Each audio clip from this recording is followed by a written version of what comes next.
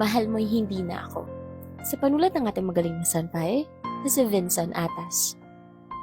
Hello, kumusta? May oras ka ba para ako'y maalala? Sa puso mo'y may ako pa rin ba? Siguro ay hindi na, dahil alam kong masaya ka na sa iba.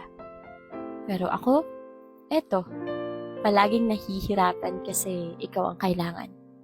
Hindi nagbabago at sayo pa rin ang pagmamahal ko.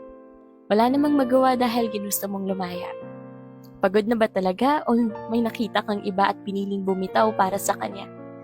Kay hirap tanggapin ang totoo na hindi na ako. Mas masakit kasi nakikita kitang masaya pero hindi sa piling ko. Halaga, saya at pag-ibig natin sa isa't isa na sa hindi ko alam na dahilan ay nawala na lang basta-basta.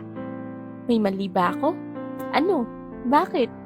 Pwede bang pakisabi ng paulit-ulit para kahit papaano matanggap ko ang sakit? Relasyon kong noon ay tayo pa pero napalitan na ng kayo. Ang dating ako, ngayon ay sa kanya.